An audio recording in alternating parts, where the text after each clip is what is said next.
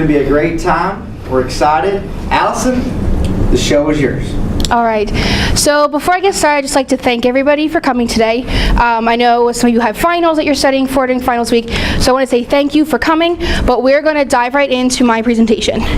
So today I'm going to be answering 3 questions, as you can see on the wall over here. So the first question is, who do I aspire to be as a teacher? What opportunities have I engaged in that will help me to become a better educator? And how am I prepared to maximize my student teaching experience? So we're first going to start with, who do I aspire to be as a teacher? And so I'm going to start off with a really quick story about when the light bulb kind of went on when I knew I wanted to be an ag teacher. Because all of my teachers in high school were like, you could totally do this. You could be an ag teacher and you'd be great. But a picture up here is of the ag sales team that I was on in FFA. And the person I'm going to be talking about is Sarah Gonzalez, and she's the one standing right beside me. When she was a senior, she wanted to run for state office. And so she asked me if I would help, and I said yes. So she ran for state office, but the first year she didn't make it. So she decided, okay, we're going to try one more time. And so we met at my house, we practiced again, and the second time she made it. She was a state officer. And this story has nothing to do about the fact that she made state office. It has nothing to do about the fact that I helped her. It was about the fact that she was someone never involved in ag, went to 3 different high schools, and until she found school-based agriculture education, she wasn't sure about her path. And so she inspires me all the time, and I support her 100%. And so her story kind of clicked the light bulb that I could do this. I could be an ag teacher. And so the first thing we're going to start off with is my teaching philosophy. Now, I must apologize. Some of my family is not going to like my picture of Bill Belichick and Tom Brady, but I love them. Coach Belichick, player Tom Brady. And Coach Belichick is an awesome coach. Tom Brady, awesome player. If I can be half a coach as he is to his players, then my students can be able to be successful on their own path. And so part of my teaching philosophy is I'm very hands-on. Clyde McBride, a teacher from Arizona, came here last spring, and he said, unless you get your hands dirty, you're not gonna learn a whole lot. And I absolutely agree. You gotta be hands-on. It's gotta be in the classroom. You gotta be able to contextualize your learning so that it's real. If it's not real, how do you expect students to go outside of the classroom and be able to replicate what's going on? Some other things, I want my classroom to be student-centered. I don't want to be standing up here lecturing, because we all did that in high school and it probably was not the most fun. So those are some of my key things in my teaching philosophy. So in the future, in my ideal curriculum, so whenever after student teaching I look forward to get a job, I would really like a multi-teacher program that has 3 pathways: environmental sciences, production agriculture, or animal science, and ag mech. Because when you have more SIP codes, as you call them, more pathways, you have more opportunities for your students to take a diverse array of classes so that they can be better prepared for trade school, college, workforce, all those different pathways after high school. And so in that program, it's going to be super important in my future program to incorporate the community. Whether that's through an alumni chapter, an agriculture advisory board, or one resource I found really helpful is back in May, we went to Wisconsin on a domestic study way with Penn State, and we met this awesome ag teacher named Miss Rachel Salvala, and she shared with us what's called a volunteer resource paper. And basically, you send this out to your community, and they can check off things that they would like to do in your program, where they feel most comfortable. And that's something that I want to utilize in my future program, because if Victoria is awesome at plant science, then she should come and she should coach my environmental natural resource team, and so I can focus on curriculum, or I can focus on the classroom. It's just another way to get the community in my classroom, as well as the alumni chapter and with the agriculture advisory committee, both ways to help support the program, guide it so that whatever program I end up in, my ideal program, reflects the community's needs. And so if I'm bringing in the community to my program, then I want to make sure that I am giving back in some way. And so a community-based unit of instruction is critical that you're intertwining that all throughout your program. And so at Tri-Valley, I'm going to have the opportunity to teach a community-based unit of instruction during my natural resources and ecology class. And so I'm one of the students, his father is with the Game Commission. So he's going to be coming in, doing a presentation specifically on bluebird habitat, as that is a big issue in environmental and natural resources. And then I'm going to have our classes, I have 2 sections of woodshop, and we're going to be building those to give back. And so my amazing grandpa has a wood shop, and he is fantastic at making furniture. And so I had a little professional development / bonding session with him a couple Sundays ago, and we made our bluebird box, as you can see in these pictures up here. So the next thing we're going to talk about, so I have the community in my classroom. I'm giving back. But what's really cool about ag-based, school-based ag education is that it's the premier delivery system for education. There's 3 circle models, which stands for classroom and laboratory, FFA, and student leadership organization, and then SAE, which is work-based learning outside of the classroom. And so each parts of the circle are so important to have in your classroom, because all of these circles work together to give every student the experience that they deserve in school-based ag education. And so ways that I can integrate FFA into my classroom is through career development events, through curriculum, through all of the different leadership conferences that some of you out here in the audience have gone to, and also through POAs, program of activities that help guide the program and the chapter in the workings of what we're going to be doing. So the second circle is SAE integration. And so this is the work-based learning portion of the 3-circle model. And so when I was in FFA, I had a dairy production book and I had an employment book because I worked on a dairy farm. And so outside of school, those were 2 places that I kept records, and was a place that I could take what I learned in the classroom and apply that outside in the real world. And so ways that I can integrate this into my program, ideally 100% participation in SAEs would be phenomenal. Every student is taking what they learn in class, they're applying it outside of class, they're continuing putting the piece together in their school-based ag education. Other ways, and one that I think is super important, is SAE visits. And so a lot of times, parents or even school board members might ask, why is it so important to go out in the summer or during the school and meet with parents and students where their projects are or where they're employed? And it's rapport, rapport, rapport. If you can see your freshman students before they get to your class, when they start high school, you've made a connection with their family. You've made a connection with the family and the students. And that student is set up for more success as they go through high school. So going along these lines of my ideal facilities and what I aspire in my future program, so I would love to be a part of a multi-teacher program. Gretchen, where I'm student teaching at Tri-Valley, she is a single teacher program, and how much stuff she does as one person is phenomenal. And so I'm really excited to get that experience. Since I came from a 3-teacher program, I'm really excited to get that experience of what it will be like when it's just one teacher, and how you divide your time between the different 3 circles of education. So in my ideal facility, classroom, wood shop, I think my grandpa was starting to rub off on me. I'm really starting to like the wood. Metal shop, and then I would really like to have a greenhouse and aquaponics system.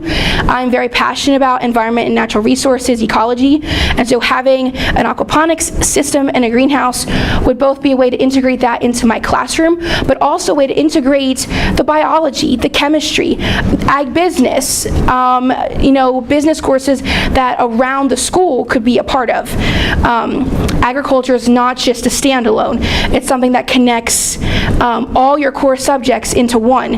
And so having the facilities to do that would make a really incredible program overall. And so, shifting gears a little bit, we're going to go over here and we're going to talk about my classroom management. And so I truly believe in the philosophy that if you make your classroom so engaging, your students won't have time to misbehave. And that would be ideal. I mean, whether you're doing inquiry learning, project-based learning, making your classrooms engaging, you're making the student want to be there.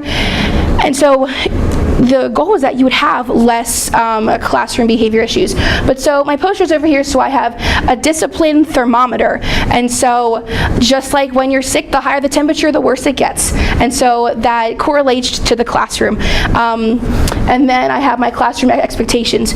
Be present. Be ready to learn, be respectful, be timely, and be a team player. All of these combined together can make a classroom that fosters and develops a welcoming and including environment. Your students are going to learn better. They're going to get a deeper understanding, and the classroom is going to be more enjoyable and more fun, not just for me, but for the students as well. And so those four aspects of classroom management is something that I want to make sure is rooted very clear in my program from the start, so that the expectations are clear for my students, so that when we do come across problems, we can refer back to those and know what the expectations are in class. And so what I'm going to do now is, so I have this ideal program. I've got the community in my program. I'm giving back to the community. I have the 3-circle model. I have my facilities. But what happens if I don't have any students? Then I have a program with not much purpose. And so getting students into your agriculture education program is important, not just to recruit, but to also retain. And so I'm going to show you a short clip of the recruiting video that we had to make for our final presentation. Who was your partner? My partners were Michaela Kuhlman and Haley Watson. Thank you. And I'm assuming the volume is up.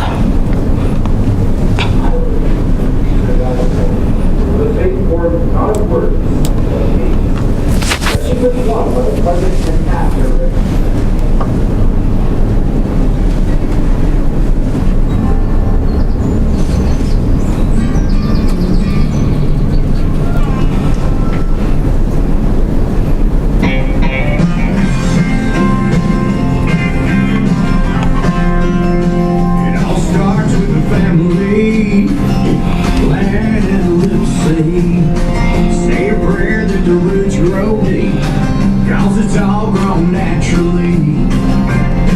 Our home is here in the heartland, where we work and earn these calloused hands. Generations of dedication and honor, the American farmer.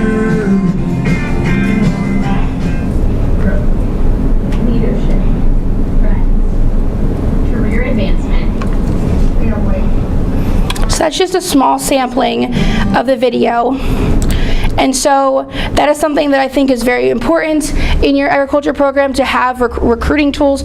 So whether you're playing an inspiring video that makes them want to take an ag class, or you go down to the middle school with your students and you talk about the opportunities. Without students, none of the incredible school-based ag education journey can happen for all these students. So we've answered question number 1, who do I aspire to be as a teacher? So now we're going to move on to number 2. What opportunities have I engaged in to be a better educator? So over the past 4 years, 2 of them have been here at Penn State, and Penn State gives you incredible opportunities, whether it's through the university, the College of Ag, or even the Department of AEE. So we're going to start with some of my key courses that I think have really helped me develop as an educator, and ones that I can move forward. And so I'm going to start off with my international agriculture class. as the world changes and develops, it's so important that all students have a global and cultural mindset and understanding of people from other places. And so that class really opens your mind to how people do agriculture different in South America, in Europe. You get an idea of how it's different. And so that's helped me make sure that I'm including those international agriculture and global standards and concepts in my classroom. Next, we have shop class, and Dr. Ewing will be so happy that I brought this up. Shop class, because I'm teaching 6 different classes of shop in the spring with Gretchen at Tri-Valley. And so it's not just about making the project, it's learning how to facilitate a shop class. How do you manage a shop class when students are very independent? How do you manage a class when it's project-based? So most of it, you're giving instructions, but they're going to make a product, and so how do you facilitate that? Next, my AE 412 class, and so that is your methods of teaching, and that's teaching you, that's helping me learn how do I keep my instruction different, how do I use different teaching strategies in my lesson plan so that it's engaging curriculum. And then the last course that I think was really important, educational psychology, because one part of the class that I appreciated was we learned how to make exams, and exams aren't fun, but if you make them the right way, you can measure learning well. And so in that class we learned, so if you do a quiz, if you make an exam, how can you structure the questions so that you're measuring their understanding better than just in your opinion, and then you get points off. Well, you took points off for my opinion. So trying to make sure that you're measuring what you want in your questions. So through my journey here at Penn State, I've had the opportunity to do a lot of different professional development events, and in my classes I've been able to get certified in different I guess you would say content areas, and so you'll hear more about this in a little bit, but I do some of my listings. I do have my pesticide license from internships that I've done.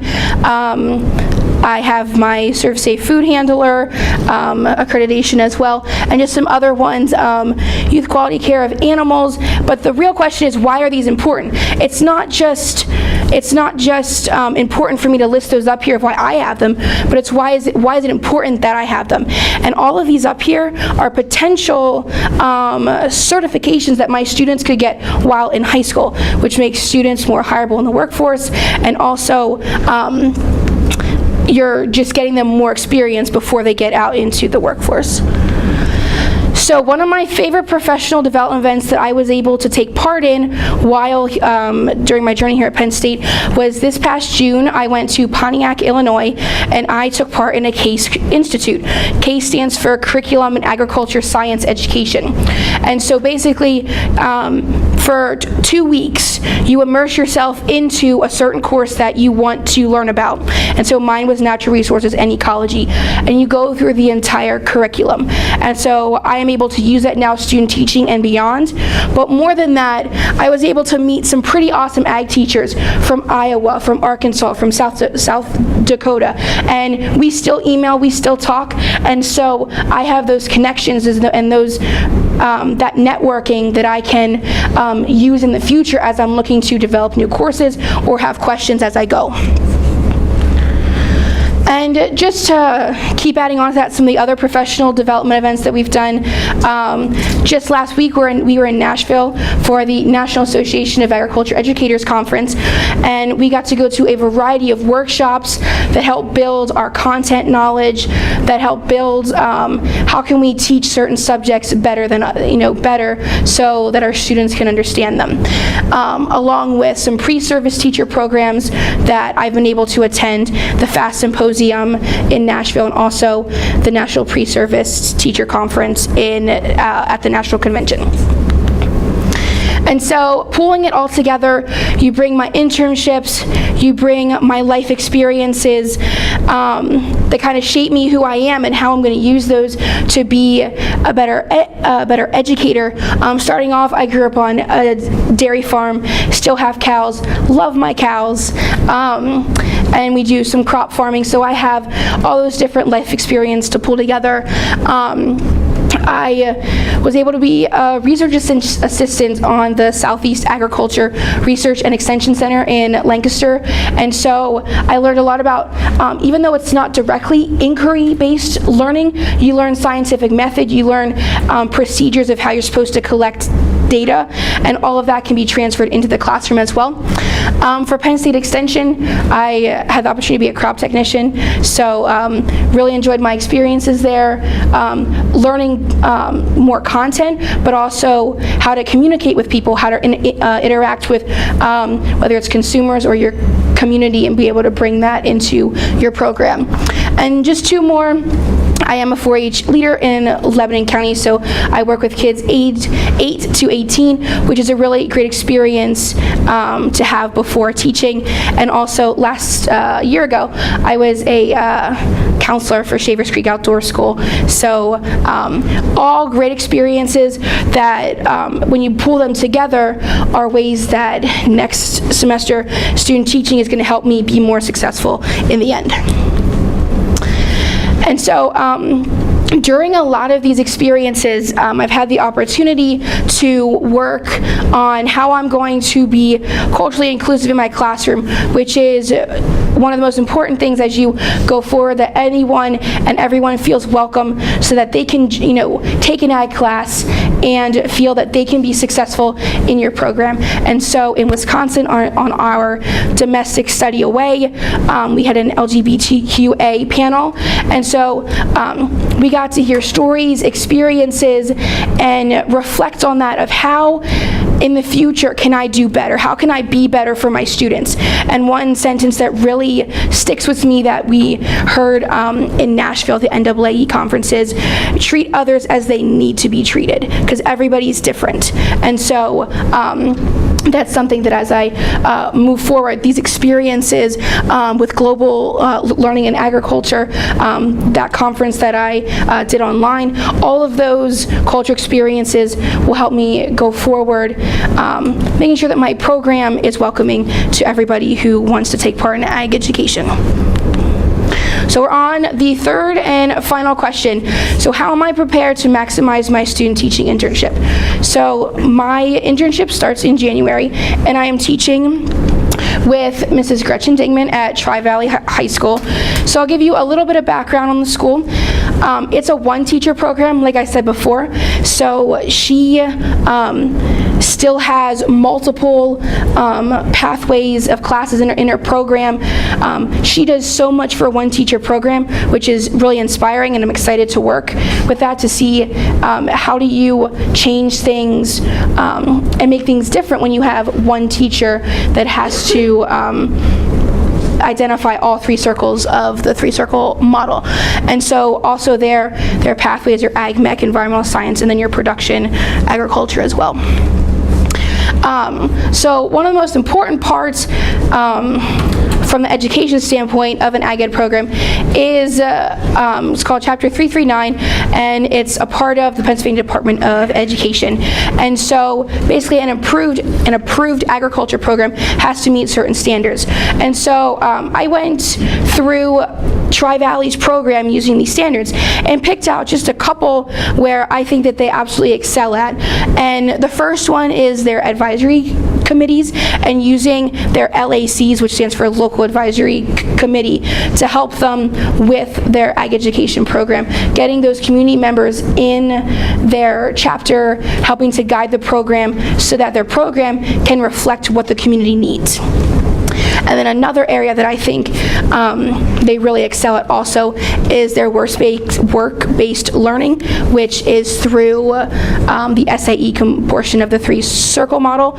In Schuylkill County, there's two different potato companies. There's Sturm and Mosser Potatoes. They have a lot of machinery and equipment companies, and their students have so many opportunities to go and work for these companies, do internships there.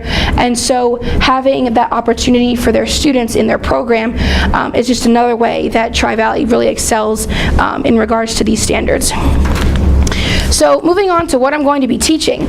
So like I said, I start in January, excuse me, and I'm teaching 9 different classes, which sounds like a lot, but they have, their school is set up that 2 days a week, they have an A day and a B day.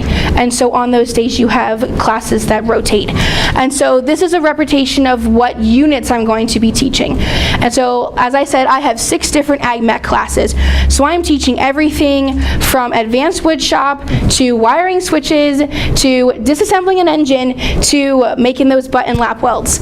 So I'm really excited to have those shop classes and that experience because if I have one regret in high school, it's not taking those Ag Mech courses when I had the opportunity to. And so very excited to be able to have that experience, especially with Gretchen. She does a wonderful job at teaching Ag Mech, and there's a lot that I can learn from her. In addition to that, I am teaching the CASE course that I got certified in this past June, and so I'll be teaching soil, land, water, air. Those are the big ticket items I'll be teaching. And finally, I have an Intro to Ag class with 8th graders, which I'm very excited about because most high schools, their classes are for 9th to 12th graders. So for 8th graders to be able to take that first class, get their feet wet into what school-based ag education is a great opportunity for recruitment, and it'll be excited to have them at 8 a.m. in the morning. So if you look over here and how I organize my courses, I'm going to pass around a binder that you can look at. That's right, multiple ones if you want. And so essentially every binder is a different class, and I have them broken down into units. And following the units is all of my lesson plans, and that's the best way for me to keep things in order and intact. It'll make sense to me next semester as I teach. I can change things, make things different, but after the presentation, you're more than welcome to come up here and look at my binders and go through what I have. So now that I'm coming to the close of my presentation, answering those 3 questions, I'm reflecting back on my 2 years here and my 4 years total at college and thinking about some ways that I can improve GEMS and ways that I can also change some things that I'm doing in the future from what I've learned in the past. And so some gems that I've identified over the course of my past 2 years is how through all my classes here, I really believe that the curriculum that I've created has been able to have different learning styles in it, variability of instruction, whether that's problem-based, project-based, inquiry. There's so many different ways that you can infuse your lesson plans to have or reach a wide variety of learners. And an opportunity for improvement, and this will be always, because there's no way that I'm going to ever be able to be a master in all the content. It's just not possible. There's new technology and there's so much, and that's where you need to engage with community partners. Bring in those guest speakers, bring in those industry professionals, provide your students with the masters, so you don't always have to be that person that's at the front of the classroom. It's more than okay to step aside and let that master that you know come in and help you deliver that curriculum to the best of their abilities. And as I go forth from this presentation, then student teaching, these 10 individuals, my cohort mates, have been super blessed to have them. And so some of the things that we've created as a cohort that kind of helped us to, as we like to call it, leave the wood pile higher. We've created ways to share information. We've been really good at communicating with each other, sharing, and also creating different worksheets, different ways to do things better. And so I thank all my cohort mates for pushing each other, helping each other, so that we all are able to get to the top of the mountain. And lastly, what are my big goals for student teaching? And so if I had 3, I would pick grow, inspire, and impact. I want to grow as an individual, both personally and professionally. This is going to be, for most of us, the first time that we're in the classroom day after day. And so figuring out what works and what doesn't work, making mistakes, having a bad class, and coming in the next day and saying, okay guys, this did not work yesterday, we're going to start over. And so opportunity to grow personally and professionally. Inspire and impact. If I can instill my passion for agriculture education and lifelong learning into the students that I have, I feel that I will have been successful. But like this quote over here says, legacy is not leaving something for people, it's leaving something in people. And I feel that whether it's through impact or inspiring or just doing the best that I can as a student teacher, is going to make me successful in the long run. And so the last thing I have to say is, anybody who knows me, if you look at my high school yearbooks, but don't actually go find them, please, you'll find a quote that I love, and it's called, "Never let the fear of striking out keep you from playing the game." And so it's in my high school yearbook, and it's in the student showcase that you will get to see in the spring. And so as I go, sorry, I have a cold. As I go student teaching, that's something that I want to make sure that I keep doing. Go for those new experiences, as we like to say here in the cohort, risk boldly. And so we're going to do everything that I can to be the best student teacher that I can at Tri-Valley and have a successful teaching career. That's all.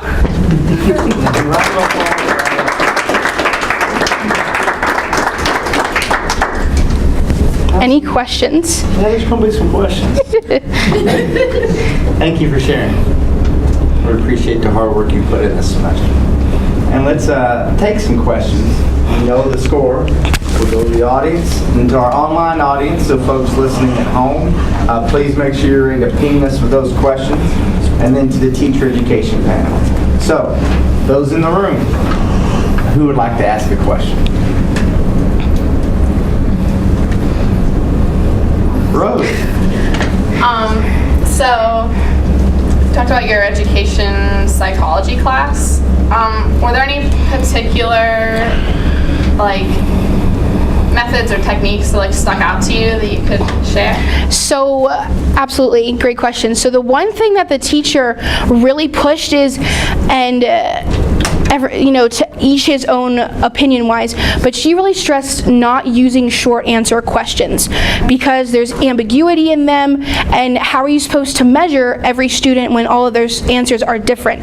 And so she stressed developing really great multiple choice questions, because you can give four choices, and if you write them in a more correct way, you get the critical thinking skills of students, and they have to go through them, and by choosing the correct answer, not only have they shown they know the content, but they know how to figure out which ones are not right and why.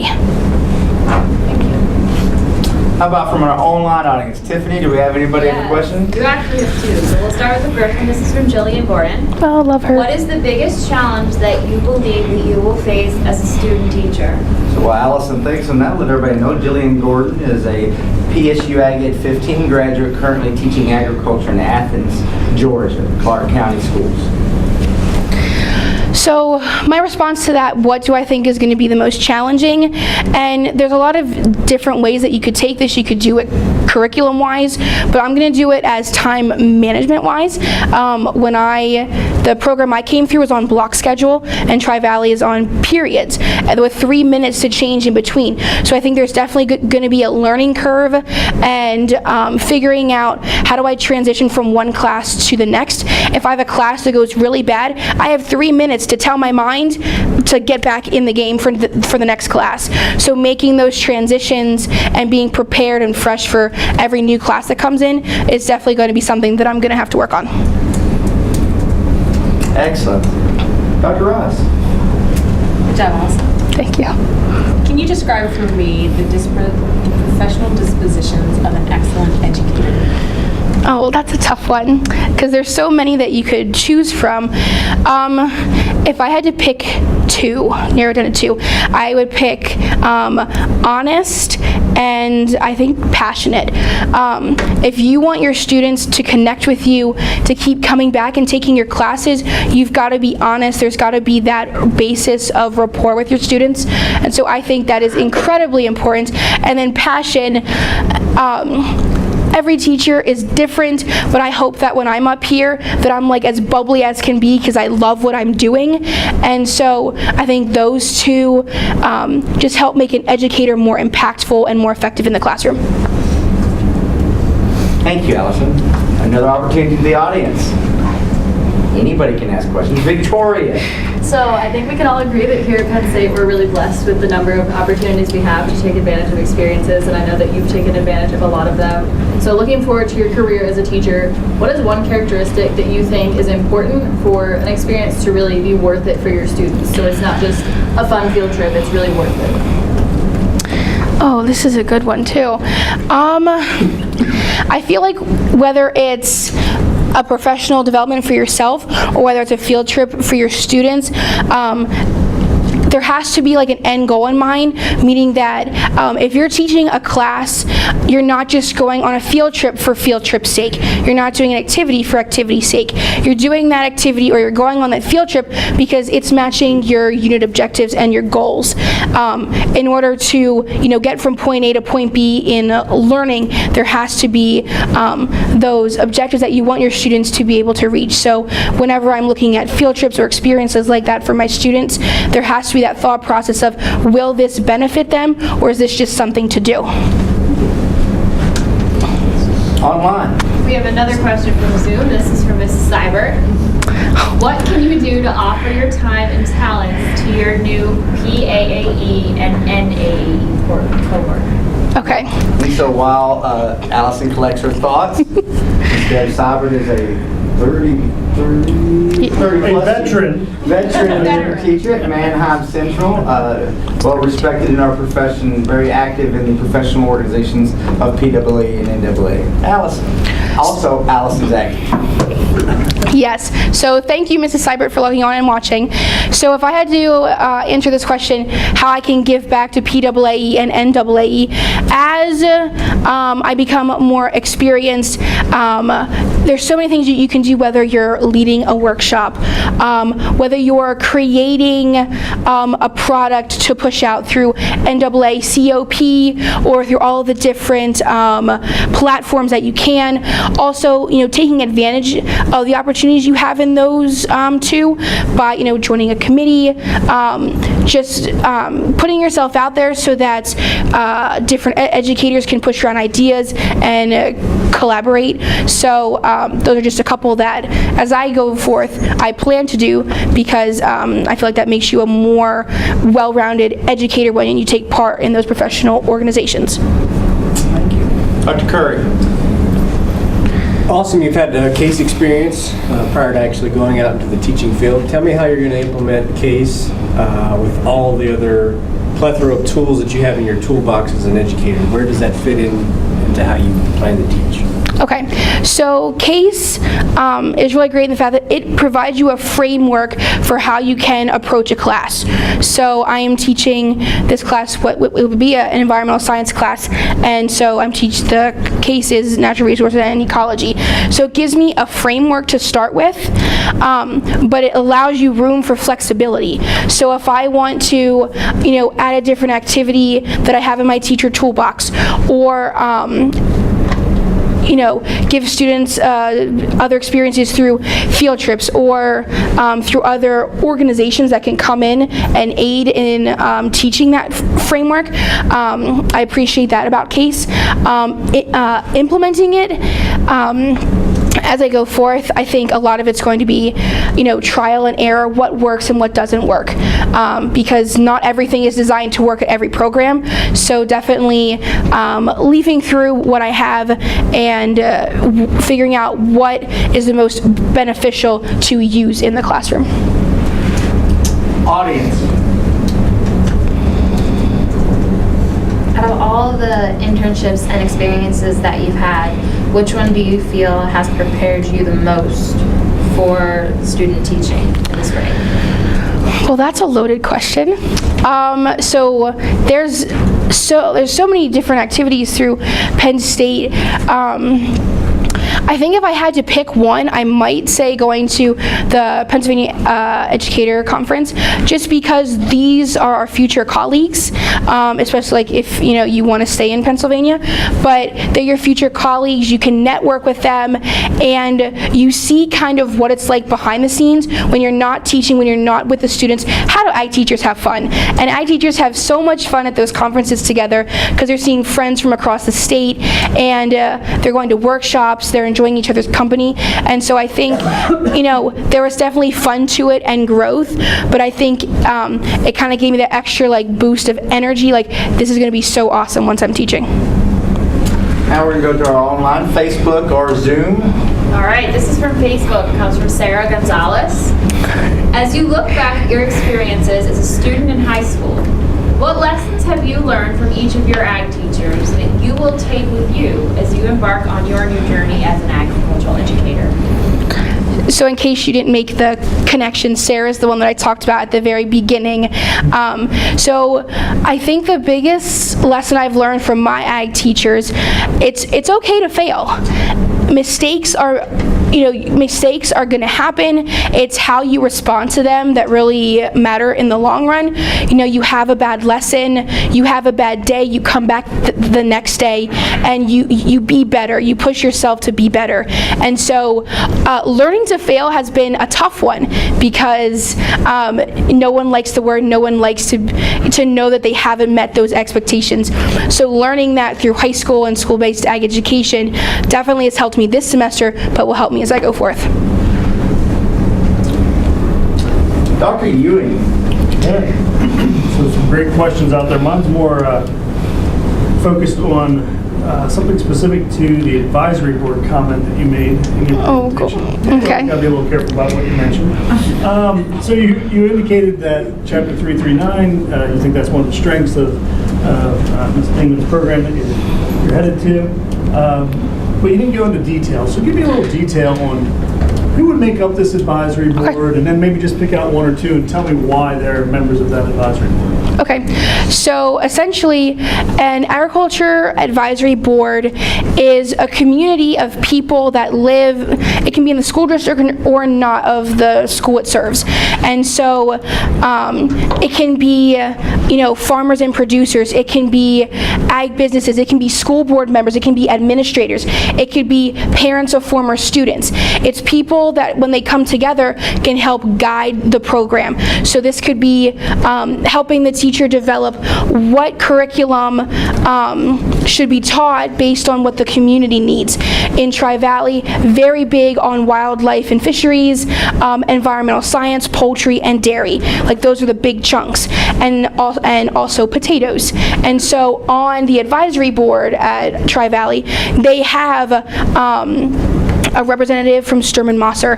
They have a representative from the local, it's called Scheffler Equipment. They have a representative from them on the board. One of the students, their father is in the game commission. He's also on. And so when you put that community of professionals and industry personnel together, they're helping to guide the program and spread the word of ag ed to the community. Take one more question from the audience. 1, 2, 3. One more question from the online. All right, this comes from Evie Zaleski.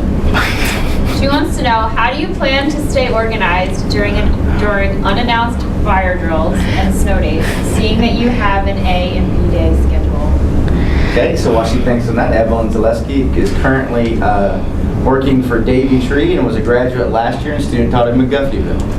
And went to school in Elizabethtown, if I recall correctly. Down Lancaster County. So to answer that question, I would say that preparation is key. A phrase that we use here in Ag Ed is poor planning on your part does not constitute an emergency on my part. And so if I plan poorly, then when snow days happen or fire drills happen or any of those things happen that could change a lesson or push something back, preparation is key. So trying to stay ahead with those lessons, be prepared for each class with the materials I need, what I'm going to be doing, just trying to stay ahead of the curve, and goes back to time management. So I think just being prepared, having those lessons ready, is the best way to stay on task and be able to go over the bumps, not sink in them. And here's your last question.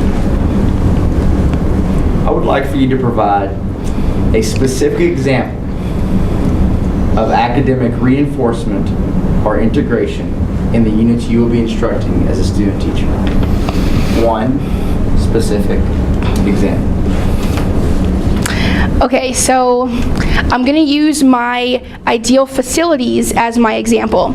So if in my ideal facilities in that greenhouse with that aquaponics system, say that I'm doing a unit or a lesson on, plant biology or plants, anatomy, something like that.